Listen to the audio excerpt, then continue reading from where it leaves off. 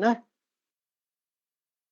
Fíjense que la embolia pulmonar es una consecuencia de un trombo a otro nivel. Pues la embolia pulmonar es consecuencia de un trombo que está localizado a otro nivel. Principalmente es en miembros inferiores. Es cuando hay una trombosis venosa profunda. Para que haya una embolia pulmonar, el paciente debe de tener una trombosis venosa profunda, una de las causas.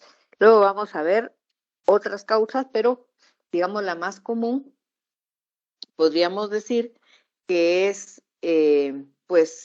una trombosis venosa profunda de miembros inferiores. Entonces, una embolia pulmonar es un bloqueo súbito de una arteria pulmonar como consecuencia de un pedacito de un émbolo que está en un trombo de miembros inferiores. No sé si me explico. Es decir, la embolia pulmonar es una consecuencia del desprendimiento de un émbolo pequeño de un trombo que está en miembros inferiores. Ya más adelante lo voy a explicar un poquito más si no queda muy claro. Puede ocurrir después de que un coágulo o un embolito se desprenda y viaje por el torrente sanguíneo hacia los pulmones. La embolia pulmonar es un cuadro muy serio y puede causar varias afecciones. Primero, un daño permanente en los pulmones. Puede provocar bajos niveles de oxígeno en sangre. Puede provocar una lesión en otros órganos del cuerpo por no recibir suficiente oxígeno. La embolia pulmonar puede ser potencialmente mortal, especialmente si un coágulo es grande o si hay muchos coágulos pequeños. La causa suele ser un coágulo de sangre que se desprende y viaja por el torrente sanguíneo a los pulmones. El coágulo suele ser una trombosis venosa profunda.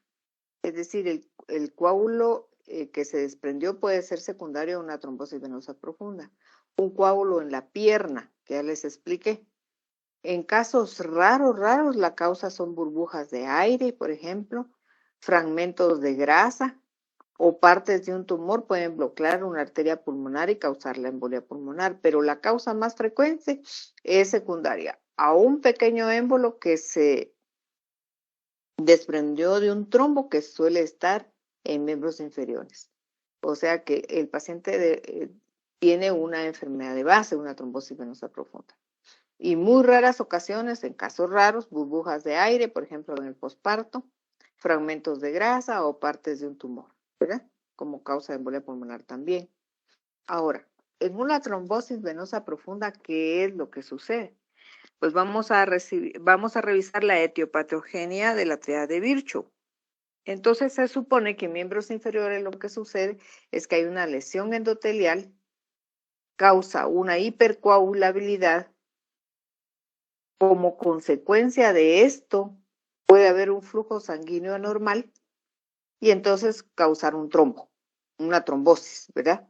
En miembros inferiores, una trombosis venosa profunda. Entonces aquí tenemos una trombosis venosa profunda, ¿sí? ¿Sí? Entonces hay un daño endotelial, hay hipercoagulabilidad y entonces hay producción de un trombo. Este trombo que está aquí, si ustedes lo pueden ver en comparación a la otra pierna, mire lo que sucede. Hay edema, rubor, calor, ¿verdad? En cambio, en la otra pierna, pues está bastante bien. Aquí estamos viendo la pantorrilla. Quiero decir, los gemelos, la zona anatómica de los gemelos. Y aquí podemos ver que hay un flujo sanguíneo normal, hay permeabilidad, pero aquí, ¿qué sucedió? Aquí hay un trombo. Y entonces aquí este trombo está obliterando una parte de la luz de esta vena y se va a desprender un coagulito pequeño que va a viajar por todos lados a través del torrente sanguíneo, ¿verdad? Miren, esta es una pierna de una trombosis venosa profunda, pero es bien seria, miren ustedes, edematizada totalmente. En el ejemplo anterior, pues era solamente a nivel de los gemelos. Y Aquí pues el edema es generalizado de la pierna. Entonces este trombo va a desprender un coagulito y por ejemplo aquí estamos viendo que este trombo está un poquito más alto, ¿verdad? Y entonces aquí se va a desprender un coagulito y va a viajar el coagulito por todo lo que es la circulación sanguínea hasta llegar a la vena cava superior, entra al corazón derecho, sale por el corazón derecho, vean ustedes, sale por el corazón derecho, ¿sí? Y va a enclavarse a las arterias pulmonares. Entonces esto ya es una embolia pulmonar. ¿Como consecuencia de qué? De una trombosis venosa profunda, ¿sí? Que la pueden encontrar así clínicamente o la pueden encontrar así clínicamente. ¿Y qué es lo que sucede? Pues aquí hay un trombo y de este trombo se desprende un émbolo, ¿sí? Y va hacia la vena cava superior, corazón derecho a la circulación pulmonar. Aquí lo estamos viendo perfectamente, ¿verdad? ¿Sí? Que se va a enclavar aquí en las arterias pulmonares. Y esto es lo que ya se llama una embolia pulmonar. ¿Alguna duda hasta aquí, doctores? ¿Está bien comprendido lo que yo he tratado de decirles? ¿Está claro? ¿Puedo explicar un poco más? Ok. Sí, doctora. Muchas gracias. De acuerdo. Fíjense que hay algunos factores de riesgo y ya vimos que no solamente como causa de la trombosis venosa profunda, sino que también la causa puede ser burbujas de aire, platicamos, grasa o partes de un tumor, ¿verdad? Para causar una embolia pulmonar. Pero lo más frecuente es una trombosis venosa profunda. Entonces, ¿qué es lo que predispone para que haya una trombosis venosa profunda? Especialmente cirugías, especialmente la cirugía de reemplazo articular, afecciones médicas, incluyendo cáncer, enfermedad del corazón. ¿Por qué enfermedades del corazón? Porque muchas veces en el corazón puede haber un trombo intracavitario y ahí se puede desprender un émbolo y va a la circulación pulmonar, ¿verdad? Enclavarse en una de las arterias. Enfermedades pulmonares, como por ejemplo un EPOC, puede ser factor predisponente de una embolia pulmonar. Fracturas de cadera, de pierna o algún otro trauma. Medicamentos, fíjense ustedes, los anticonceptivos, la terapia de reemplazo hormonal puede ser factor de riesgo para una embolia pulmonar. El embarazo y el parto. ¿Se recuerdan que hablamos de burbujitas de gas que puede ser posparto? Pero también las personas posparto pueden tener perfectamente una trombosis venosa profunda, ¿verdad?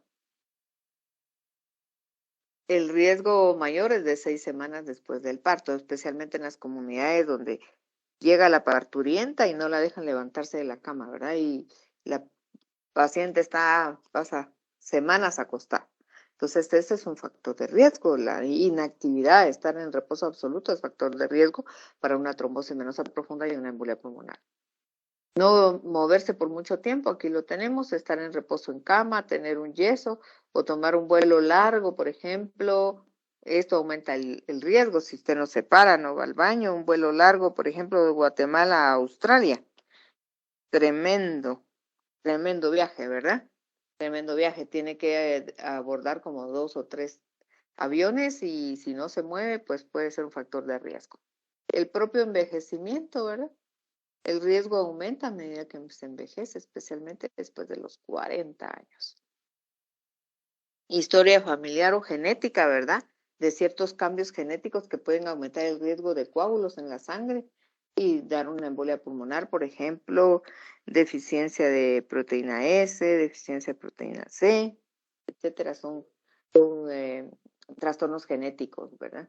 La obesidad misma, pacientes que pesan más de 350, 400 libras casi no se mueven y esto puede ser un factor de riesgo. ¿Qué manifestaciones clínicas podemos encontrar en un paciente con embolia pulmonar? Pues miren, disnea, ¿verdad?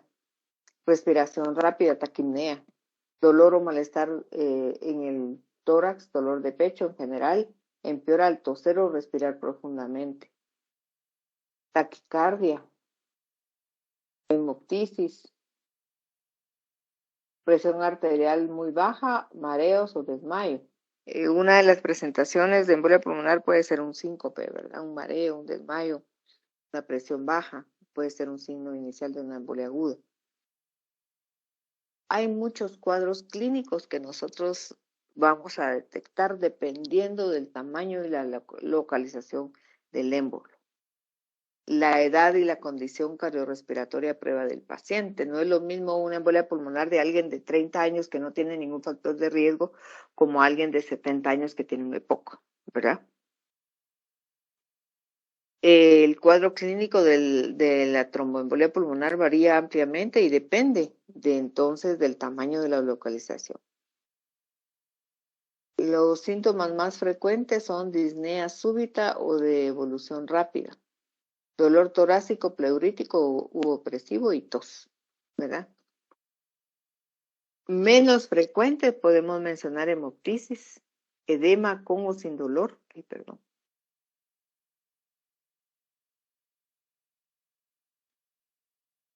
de pierna, ¿verdad? Hemoptisis con o sin dolor de pierna, que ya vimos nosotros que la trombosis venosa profunda es,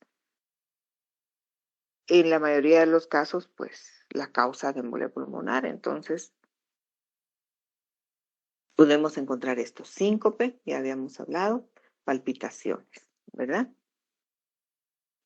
Eh, pero si hablamos, digamos, de los síntomas o los signos, perdón, más frecuentes, pues podemos decir que podemos encontrar taquipnea, taquicardia, galope y el reforzamiento del segundo ruido pulmonar. Menos frecuente, aparición de sibilancias o estertores localizados. O sea que se dan cuenta, doctores, las sibilancias en asma no son exclusivas, ¿verdad? En asma hay sibilancias en ambos campos pulmonares, pero no, se dan cuenta que no son exclusivas, porque aquí en embolia pulmonar también pueden haber sibilancias, ¿verdad?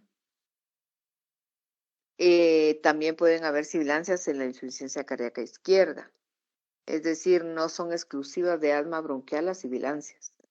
Podemos encontrarlas en varias patologías. Disminución de los ruidos respiratorios, podemos encontrar cianosis, hipotensión, que habíamos hablado, con presión baja, ¿verdad? Signos clínicos de trombosis venosa profunda. A veces los encontramos, a veces no los encontramos.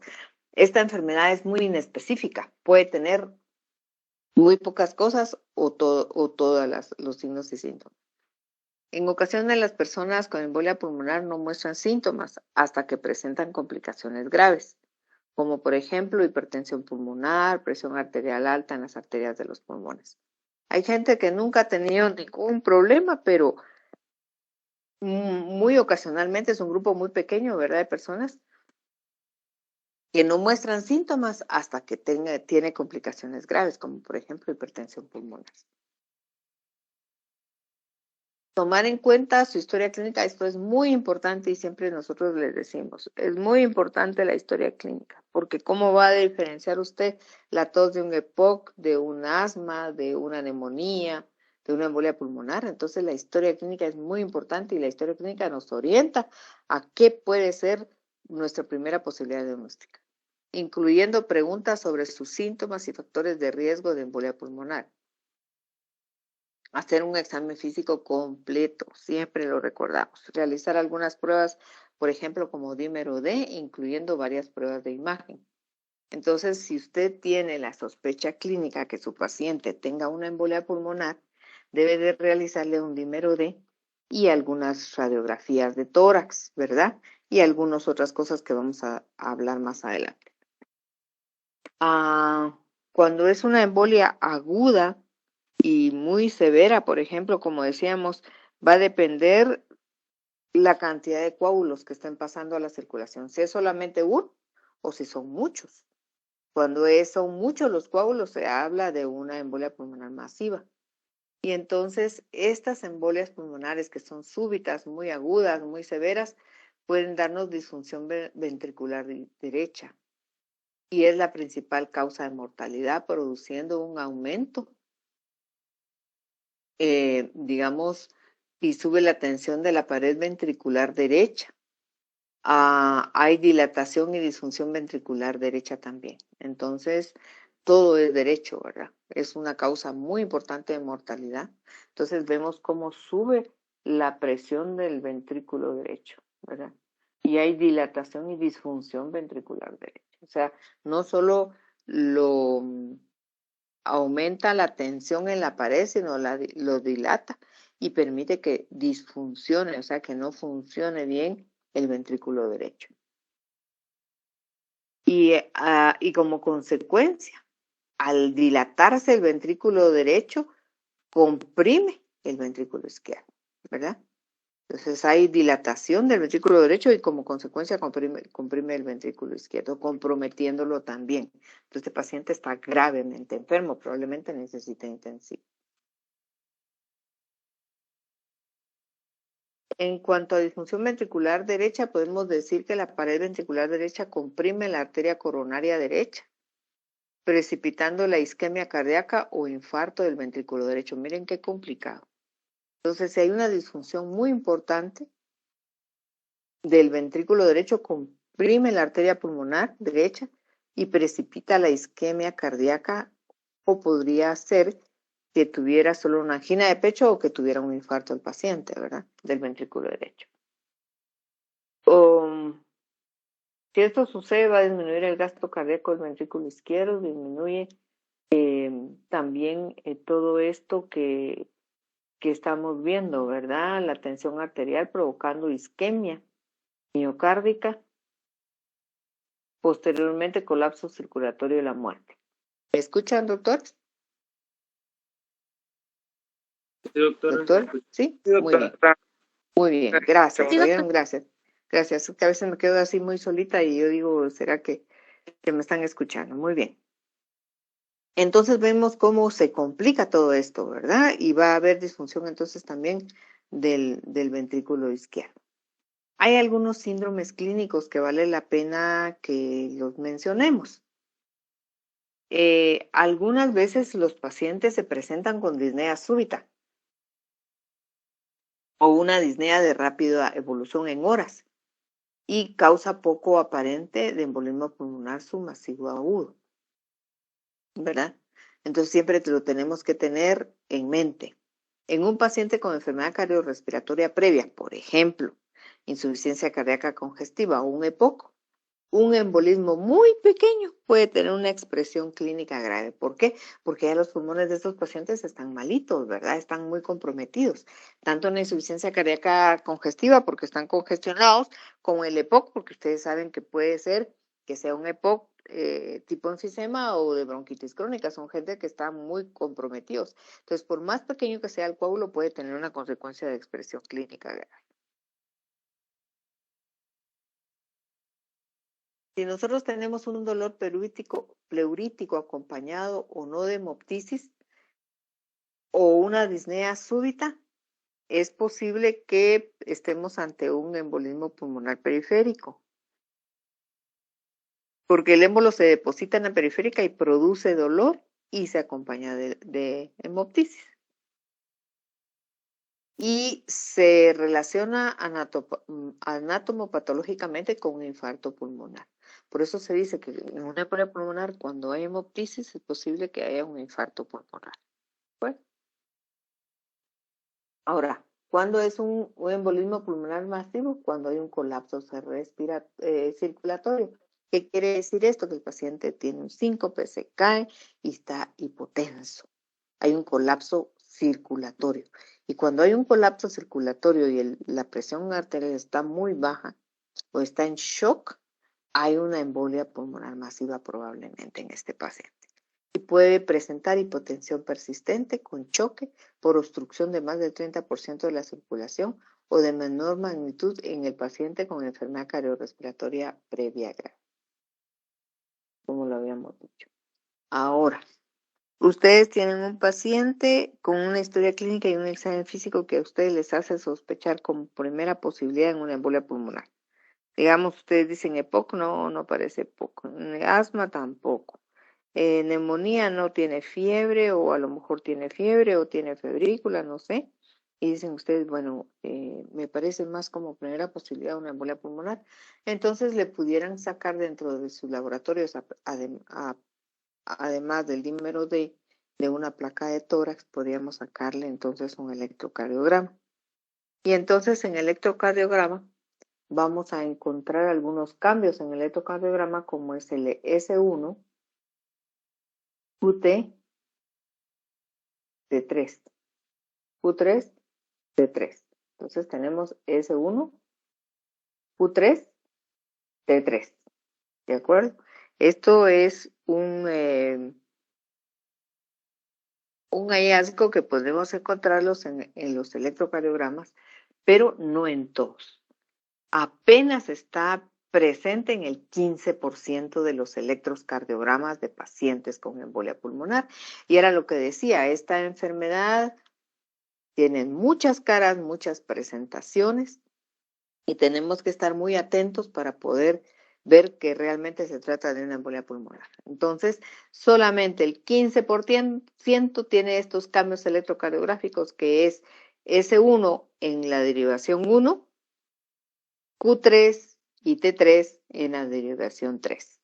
Esto podríamos decir que es patognomónico de embolia pulmonar. Sin embargo, solo se presenta en el 15% de los electrocardiogramas. ¿Dudas hasta aquí, doctores?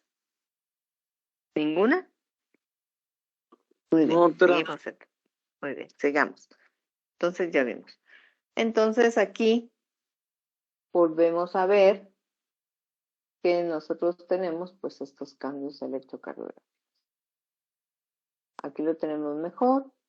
Tromboembolismo pulmonar, no exclusivamente, como platicamos que esto se da solo en el 15% de los pacientes, también otro porcentaje de pacientes puede tener simplemente solo taquicardia sinusal, algunos pueden tener fibrilación auricular, el otro puede tener desviación del eje a la derecha, o pueden presentar un bloqueo de rama derecha, o pueden presentar una hipertrofia ventricular derecha, o presentar el patrón de McQueen-White, que es este, el patrón de McQueen-White. En derivación 1, S1, en derivación 3, Q3, T3. 15% nada más, ¿se dan cuenta? ¿Sí? Pero podemos encontrar de todo en embolia, ¿verdad? Solamente taquicardia sinusal, fibrilación auricular, o desviación a la derecha del eje, o bloqueo de rama derecha, o simplemente hipertrofia ventricular derecha, o el patrón de McQueen-White. ¿Bueno? Muy bien. Ahora, fíjense que hay, como tiene tantas presentaciones, ¿verdad? No son específicas. Hay una tabla que podemos aplicarle a nuestros pacientes con sospecha de embolia pulmonar, y es este puntaje de Wells, para sacar la probabilidad clínica de tromboembolismo pulmonar. Es la probabilidad nada más, ¿verdad? Entonces, si ustedes tienen a un paciente, por ejemplo, unos 65 años, que empieza con dolor en la pantorrilla, tiene calor, rubor, dolor, entonces este paciente, dicen ustedes, como primera posibilidad, porque tiene disnea, dolor torácico, tiene tos, no me parece asma, no me parece POC, no me parece bronquitis crónica, por ejemplo, ¿verdad? POC bronquítico crónico, no me parece una neumonía. Mi primera posibilidad es una embolia pulmonar. Bueno, pues entonces apliquemos el puntaje de Wells. Y entonces, si ustedes tienen la primera posibilidad diagnóstica, que es embolia, le ponen 3 puntos. Si el paciente en la pierna tiene signos de trombosis venosa profunda, que ya los vimos, calor, dolor, rubor, ¿sí? Dolor, pues le pone otros 3 puntos. Obviamente, si el paciente no la tiene, pues le pone 0 aquí, ¿verdad? No 3 puntos, sino 0. Si tiene taquicardia, frecuencia cardíaca mayor de 100 latidos por minuto, pues se va a ganar 1.5 de punteo. Si tiene historia de TEP previas, así de trombosis venosa profunda o de embolias pulmonares previas, ya se ganó un puntaje de 1.5. Si el paciente les dice que estuvo inmovilizado porque está posparto, no lo dejaron levantarse durante 3 meses, 2 meses, yo qué sé, o un mes, una semana, o que el paciente tuvo un yeso y estaba solo acostado, no movilizaba los pies, los dedos, las piernas, nada de eso, pues ya tiene 1.5 puntos también. Si el paciente, por ejemplo, tiene cáncer, historia de cáncer, tratado en los últimos 6 meses y que tiene en este momento, pues, solo tratamiento paliativo, con historia de cáncer, ya tiene un punto, ¿sí? Le damos un punto. Y si el paciente nos cuenta que la flema es con sangre, pues tiene hemoptisis y entonces le damos otro punto. Todo aquel paciente que sume más de 10 puntos tiene una alta probabilidad de TEP, es decir, de tromboembolia pulmonar. Si un paciente solo lleva el puntaje de 2 a 6, tiene una probabilidad intermedia. Y si tiene menos de 2 puntos, pues va a tener una probabilidad baja. Entonces, esto es importante que sepan el cuadrito y que sepamos lo que es el puntaje de Wells para ver la probabilidad clínica porque no es de otra clase, de tromboembolia pulmonar.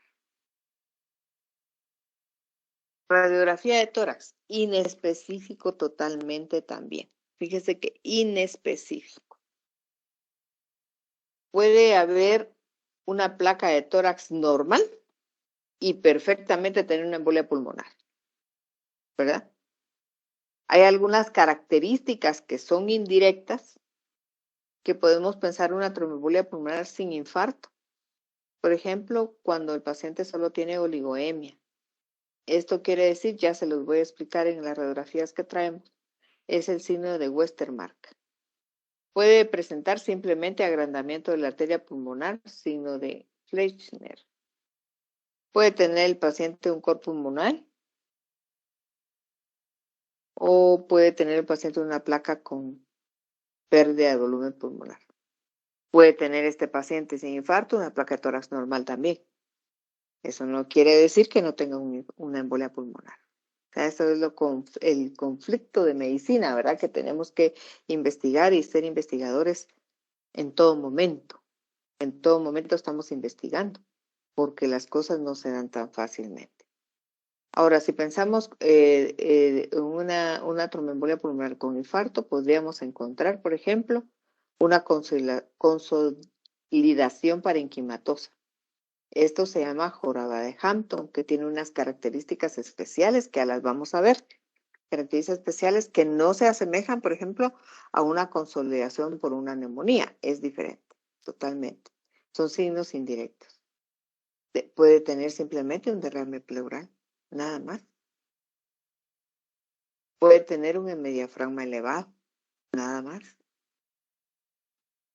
O simplemente tener aumento del tamaño de las arterias, nada más. O sea, es inespecífico. ¿Ok? Bien. Entonces, veamos esta radiografía de tórax. Puede estar normal, como platicábamos anteriormente, ¿verdad? La placa de tórax puede estar normal. Pero puede haber una vasoconstricción local, es decir, una hiperlucencia en la placa de tórax. Signo de Westermarck, o sea, una perfusión disminuida. Aquí vemos que hay una perfusión disminuida, ¿verdad? Lo normal en la placa de tórax son estos vasitos, miren, se ve grisito en el fondo de las costillas y unos vasitos aquí, pero aquí no llegan los vasitos. Es posible que haya un signo de Westermarck. Son signos indirectos, pero sí vale la pena conocerlos, ¿verdad? Como les decía yo ayer, en asma no hay signos patognomónicos, solamente signos indirectos. En paciente asmático puede haber atrapamiento aéreo y puede haber, por ejemplo, horizontalización de las costillas y un corazón en gota, pero son signos indirectos. La clínica en todas las patologías es lo que manda, la clínica. La placa de tórax no nos va a hacer el diagnóstico. Entonces, pero podemos encontrar en algunos pacientes algunas zonas de vasoconstricción que se llama signo de Westermarck, ¿verdad? En este caso está aquí. Muy bien, aquí podemos ver, miren cómo está este pulmón. Este paciente está muy malo, está en unidad de cuidado intensivo, están los cables por acá, pero vean ustedes, este grisito del fondo es normal, son vasitos, le dan la coloración grisita. Acuérdense que el aire es oscuro, entonces le dan una coloración grisita. Este pulmón es normal, pero vean esto, es un negro completo. Esto es un signo de Westermarck. Está la vascularidad y la perfusión disminuida de la arteria pulmonar central agrandada. Esta es la arteria pulmonar. ¿Sí? Está agrandada, está obstruida. Seguramente aquí hay un coágulo que no deja pasar sangre hacia los vasitos del pulmón, ¿verdad? Entonces vean ustedes, esta es una hiperlucencia, se llama hiperlucencia, un síndrome de Westermarck. Bien. La joroba de Hampton es una densidad periférica en forma de cuña encima del diafragma. Y normalmente podríamos decir que esta es una cuña, ¿verdad? ¿Sí? Muchas veces esta cuña es con punta hacia los cilios. Es una cuña como una cuña cualquiera, pero con la punta hacia los cilios. Aquí no se mira esto, ¿verdad? Pero probablemente esto ya se está deshaciendo, ya se está borrando, pero sí es una cuña, que es lo que corresponde a una joroba de Hampton, ¿de acuerdo? Que no es lo mismo que una neumonía, ¿va? Es diferente. Que un infiltrado neumónico es distinto. Puede ser nada más que veamos en la placa una amputación de la arteria, de la rama de la arteria pulmonar. Aquí vemos que hay una amputación, ¿verdad? Podría ser que solo encontráramos atelectasias lineales. Esta es una atelectasia lineal, esta de aquí es una atelectasia lineal, es decir, son líneas blancas. Esta es casi recta, miren. Es una atelectasia lineal y esta también, de aquí para acá. ¿Vea? Se llama signo de Fleischner. Este signo de Fleischner se refiere solamente a las atelectasias. Las atelectasias, esas son pérdida de volumen del pulmón mínimas, ¿verdad? Un taponcito de algo y lo obstruye. Acuérdense que el pulmón es como una vejiga que está inflada, pero en algunas áreas pueden haber unas pequeñas zonas lineales que no están distendidas. Esto es lo que es una atelectasia lineal. Signo de Fleischner. Muy bien. El signo de Pala. El signo de Pala es otro signo que podemos encontrar en ¿cómo se llama? En embolia pulmonar. Y se trata del agrandamiento de la rama inferior de la arteria pulmonar derecha. Entonces, miren la arteria pulmonar izquierda, es pequeña, pero aquí está agrandada esta. Está bien gorda, ¿sí? Hay agrandamiento de la rama inferior de la arteria pulmonar. ¿Verdad? Entonces, estos son algunos signos que nos pueden sugerir una embolia pulmonar. Muy bien. Ustedes ya tienen al paciente con una posible diagnóstico con una probabilidad alta. Tienen más de 6 puntos del Wells. La historia clínica perfecta, el examen físico concuerda, la placa de tórax también.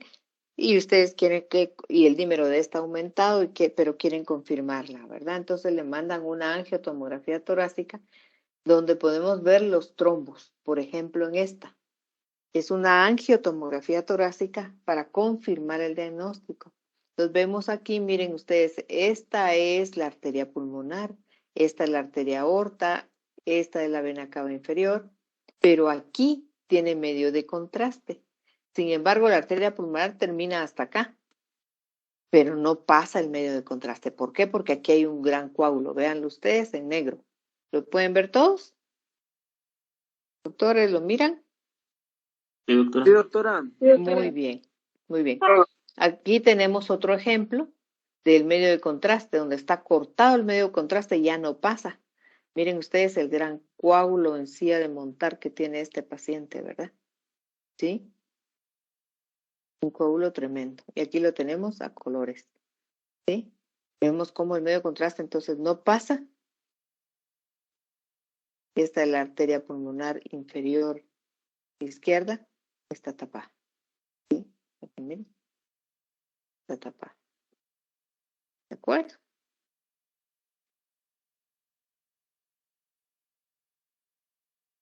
Bien. Aquí pudiéramos tener también aquí trombo, ¿verdad? Esta es una embolia importante. Un trombo también en la arteria pulmonar izquierda. Uno, importante. Muy bien. Muy bien. En la antigüedad se usaba arteriografía pulmonar. La puse aquí solo para que ustedes se den cuenta de cómo es la circulación a nivel pulmonar. Esta es una arteriografía pulmonar normal, es decir, se mete medio contraste, se ve la arteria pulmonar y todas sus ramitas, ¿verdad? Que le dan la coloración gris a la placa de tórax, ¿se dan cuenta? ¿Sí? Entonces hacen una arteriografía de un paciente con una embolia pulmonar y vean ustedes, aquí hay un tapón que no deja pasar el medio de contraste y aquí miren, no pasa el medio de contraste. Vean arriba, se definen todas las arteritas, todas las arterias. Pero aquí no pasa. ¿Por qué? Porque hay una embolia pulmonar. ¿De acuerdo? Bueno, gammagrafía pulmonar también se hace en embolia pulmonar. Sin embargo, nosotros no la tenemos a la mano, digamos, ¿verdad? Aquí, por ejemplo, podemos ver los dos pulmones. Bien, esta es perfusión. Es por perfusión. ¿Verdad? Se pone en medio contraste. Se ven bien. Pero ¿qué pasa en un paciente que tiene embolia pulmonar? Vean aquí. No se dibuja bien el pulmón. ¿Por qué? Porque hay un trombo aquí. En medio contraste. ¿Sí? Muy bien.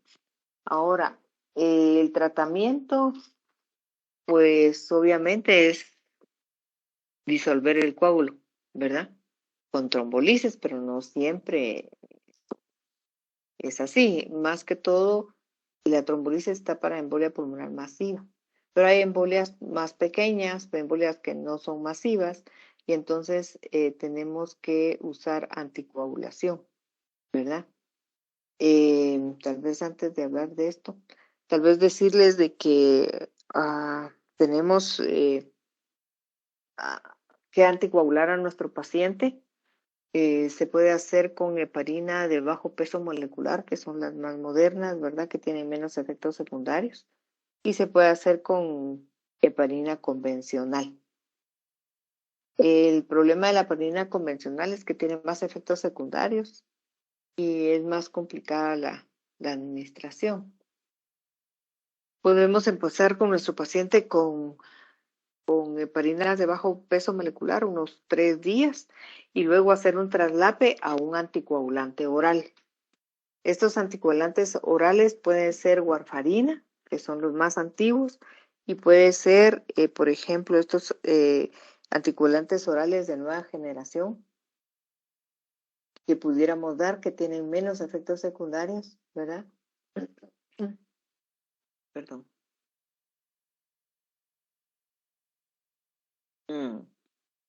Tienen menos efectos secundarios y es más seguro para nuestro paciente. Lo que pasa es que son mucho más caros, ¿verdad? Entonces, y los antiguos es como la warfarina, pero el problema de la warfarina es que hay que estar haciendo controles de sangre cada 48 horas, una vez por semana, para ir adecuando la cantidad de anticoagulación que hay que dar. Porque recuérdense ustedes, si nos pasamos de anticoagulación, el paciente va a sangrar y se va a morir.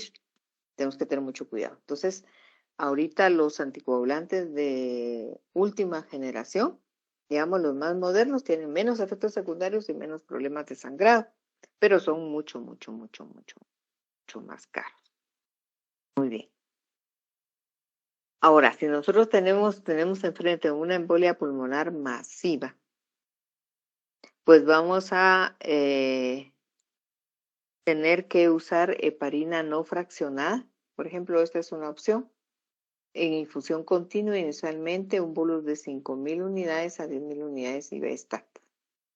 O podría ser 80 unidades por kilo intravenoso y luego 18 unidades por kilo hora. A las 6 horas medir el TPT y hay que mantenerlo entre 1.5 y 2.5 veces lo normal. Es decir, hay que prolongarlo porque ¿qué estamos haciendo? Estamos anticoagulando. ¿Y qué tenemos que hacer? Es prolongar los tiempos de coagulación. ¿Sí?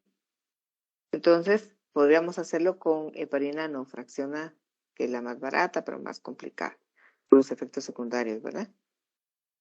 Pacientes con válvulas cardíacas mecánicas, tener el TPT con un INR de 2.5 a 3.5, es decir, más. Porque aquí nos lo están mandando 1.5 a 2.5 y aquí de 2.5 a 3.5, ¿verdad? Porque tiene una válvula cardíaca, tiene más riesgo de hacer embolias a repetición. Muy bien. Entonces, resumiendo, tenemos como tratamiento warfarina, bueno, heparina no fraccionada, que la acabamos de ver aquí atrásito, ¿sí? Para empezar. Perdón, ya lo estoy volviendo. Disculpe. Equivoqué el botoncito. Que lo estamos viendo aquí atrás. Warfarina. Vamos a traslaparlo con warfarina, que es un anticoagulante oral, más barato, pero con muchos efectos secundarios. Podemos usar heparina de bajo peso molecular, o sea, la heparina fraccionada, como Clexane, por ejemplo, unos 3 días, una dosis cada 12 horas, y luego traslaparlo con enoxaparina, que son, digamos, o enoxaparina, que esta es una heparina de bajo peso molecular también, ¿verdad? Y debe de ser subcutánea. Estas son las heparinas que nosotros podemos usar. La no fraccionada o las de bajo peso molecular, y aquí les estoy poniendo yo un ejemplo que de esta de bajo peso molecular, pues es la enoxaparina. Y luego lo podemos traslapar con un anticoagulante oral moderno que tiene menos efectos secundarios que la warfarina. Ahora, si estamos ante una necesidad de hacer fibrinolisis en una embolia pulmonar masiva, entonces podemos dar una rapidita vista de lo que vamos a hacer. Se indica en casos de tromboembolismo pulmonar masivo y hemodinámicamente inestables, aquellos pacientes que están choqueados, que están en shock, que están muy hipotensos. Entonces se hace fibrinolisis, se debe realizar en las primeras 24 horas hasta 14 días después de la embolia. Dentro de estos medicamentos que se utilizan para fibrinolisis, podemos mencionar el RTPA, que se puede dar en una forma de bolus de 0.6 miligramos por kilo hasta un máximo de 50 miligramos, administrado en 2 o 3 minutos, y se puede repetir a la dosis 30 minutos si es preciso. Por supuesto que en este tipo de medicamentos hay contraindicaciones, ¿verdad? Si hay una persona, por ejemplo, que tiene una embolia pulmonar, usted ya le hizo el diagnóstico, pero tiene 8 semanas de una intervención quirúrgica, por ejemplo, una laparotomía exploradora. Este grupo ya pasó por cirugía el primer cuatrimestre, pues obviamente está contraindicado, ¿verdad? O tuvo una cesárea, por ejemplo, pues hace un poco de tiempo, digamos 8 días, 2 semanas, ¿verdad? Entonces estos pacientes están totalmente contraindicados. Totalmente no se puede hacer fibrinolisis, aunque tenga una embolia, tromboembolia pulmonar masiva y esté hemodinámicamente inestable, no puede ser, porque ese paciente va a empezar a sangrar, ¿verdad? Entonces, hay cosas en las cuales hay momentos y patologías o antecedentes del paciente en la cual no nos permiten usar fibrinoles. También podríamos usar uroquinasa, 2000 unidades por kilo en 15 minutos, seguida de 200 miligramos por kilo hora durante 24 horas, de 12 a 24. Y también estreptoquinasa, 250.000 unidades en 20 minutos, seguido de 100.000 unidades por hora durante 24 horas. ¿Se dan cuenta? Estos son medicamentos que se usan para destruir el coágulo y se llaman fibrinolíticos. ¿Por qué? Porque destruyen la fibrina de ese coágulo. ¿De acuerdo? La fibrina de ese coágulo. Y entonces tenemos el RTPA, la uroquinasa y la estreptoquinasa. ¿De acuerdo? Bien. Quisiera preguntar, estamos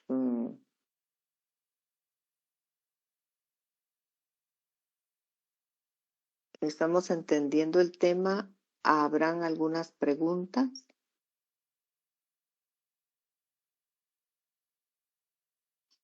¿Todo bien, doctor? ¿Sí? ¿Alguna pregunta, doctores? Una pregunta, doctor. Sí, dígame.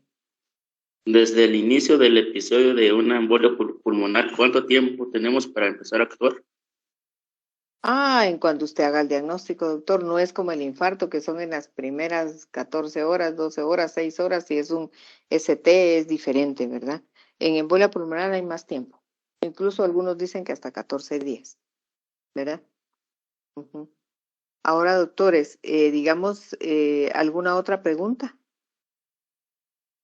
Sí, doctor. Ajá. ¿Qué otras complicaciones podría tener una embolia pulmonar, ya sea por el tratamiento o por la enfermedad propia? Bueno, por el tratamiento, pues ya vimos que puede compresionar el ventrículo izquierdo, ¿verdad? Hacer un infarto del ventrículo derecho, dar algunos otros daños a otros órganos por falta de oxígeno, pues son pacientes que están con dificultad respiratoria, ¿verdad? Digamos a nivel cerebral, por ejemplo, falta de oxígeno a nivel cerebral. Podrían tener un infarto del ventrículo izquierdo, un infarto del ventrículo derecho, podrían, por la enfermedad en sí. Ahora, como complicación de la anticoagulación, pues miren ustedes, puede haber desde hemorragia cerebral, hemorragia pulmonar, hemorragia a cualquier nivel, porque como tenemos que anticoagular, por eso les decía que mucho cuidado con los medicamentos que usemos, porque las heparinas no fraccionadas tienen más complicaciones que las de bajo peso molecular. Y los anticoagulantes como el Coumadin, la Coumadina, tienen más efectos secundarios que, por ejemplo, los anticoagulantes orales de última generación, que ninguno me preguntó, pero les puedo decir que los más usados es el Rivaroxaban, que es el Xarelto, y el Apixaban, que es el Eliquis, ¿verdad? El Rivaroxaban es un anticoagulante oral que tiene menos efectos secundarios, ¿verdad? Que el Coumadin. El Coumadin es muy baratito, pero el problema es de que el paciente puede sangrar. Y los otros pues son mucho más caros, ¿verdad? Mucho, mucho, mucho más caros. Entonces, las complicaciones del tratamiento en sí puede ser hemorragia. Y esta hemorragia, imagínese, tiene usted un paciente y le da hemorragia cerebral. También los fibrinolíticos, ¿verdad? Una de las complicaciones es hemorragia cerebral, hemorragia pulmonar, hemorragia cardíaca, hemorragia abdominal, hemorragia gastrointestinal, ¿verdad? Pacientes con varices, por ejemplo, que no se tenía diagnóstico, puede empezar a sangrar, sangrar, sangrar. O con una úlcera gástrica o con una úlcera péptica, que nosotros no conocíamos, ¿verdad? Por ejemplo. Entonces sí puede haber complicaciones de sangrado, por eso es que son pacientes que deben de estar bajo cuidado médico importante y bajo los que son masivas, pues en el intensivo, y los que no son masivas, pues en las salas de medicina interna, con mucho cuidado, ¿verdad? Con mucha observación y haber hecho un buen diagnóstico. ¿De acuerdo? No Gracias, sé si doctora. le contesté su pregunta, Frisley. Sí, doctora, muchas gracias. Muy bien. ¿Algún otro comentario, doctores? Doctora, buenas Sí. tardes. Perdone, ¿cuál es el riesgo de padecer un desprendimiento de émbolos en un trombo cuando las personas elevan los pies, digamos, por nivel de la cabeza cuando están en un plano horizontal, así en decúbito dorsal? Pues miren, media vez no tienen trombosis venosa profunda, no hay ningún problema. Si la persona tiene solo varices de miembros inferiores, pues no hay ningún problema.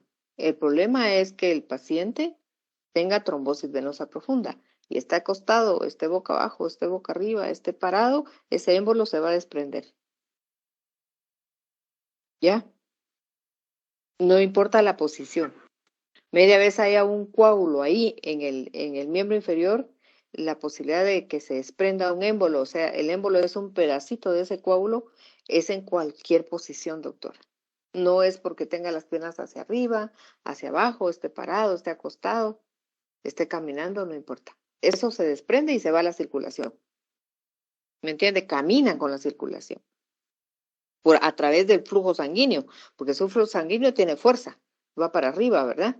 Entonces se lo lleva, no importando en qué posición esté el paciente. Ahora, si es una paciente solo con varices de miembros inferiores, no pasa nada. Las varices no tienen un trombo, el problema es cuando hay un trombo en el miembro inferior. ¿Sí? Gracias, doctora. Muy bien, gracias. ¿Alguna otra pregunta, doctora? Y tal vez, doctora, completando su pregunta, quizás si con las piernas hacia arriba es posible que pues sea más fácil que se desprenda, ¿va? Pero realmente el paciente puede estar en cualquiera de las posiciones que media vez tenga un trombo en miembros inferiores, va a ser mucho más rápido y más fácil de que se desprenda un pedacito que viaje por el torrente sanguíneo y que se vaya a depositar a una arteria pulmonar, ¿verdad? Por eso tenemos que tratar bien a la trombosis venosa profunda. ¿Cómo? Reposo y dándole anticoagulantes, ¿verdad? Sí, porque yo pienso que Dígame. esa sería una de las maneras un poquito más empíricas de las personas, pues, al momento de presentar los síntomas. ¿Cómo? Perdone, no le entendí lo que me comentaba Gaby, disculpe.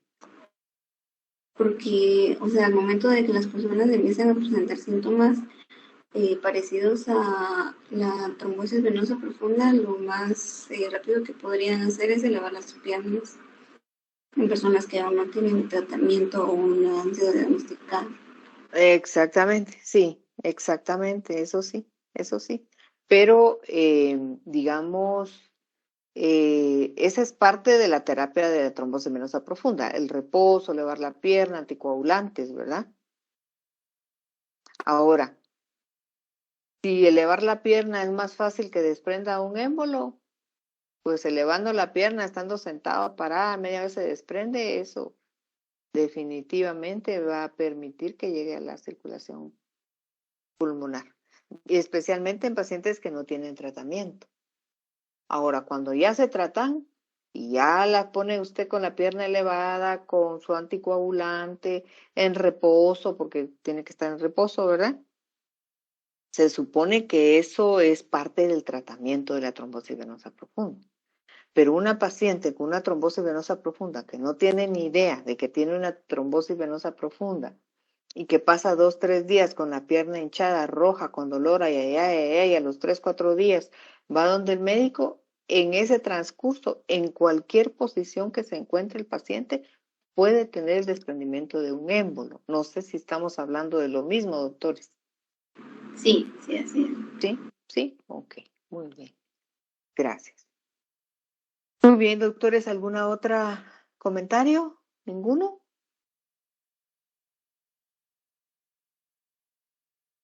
Sí, doctora, otra pregunta. Sí, Frilly. ¿Qué, en caso de embarazadas, qué probabilidad tienen de formar una tromboembolia? Es factor de riesgo, doctor, el embarazo y el parto. Como vimos en las primeras diapositivas, el embarazo y el parto es factor de riesgo para formar trombosis venosa profunda. y causar una embolia pulmonar. Y además de eso, posparto, también la otra posibilidad, aparte de un émbolo por un coágulo, también las burbujas de aire, ¿verdad? Posparto, también. O sea que es factor de riesgo. Embarazo y parto, factor de riesgo para embolia pulmonar. Altas posibilidades de provocar esta patología. Sí, Frisley. Gracias, doctora. Muy bien.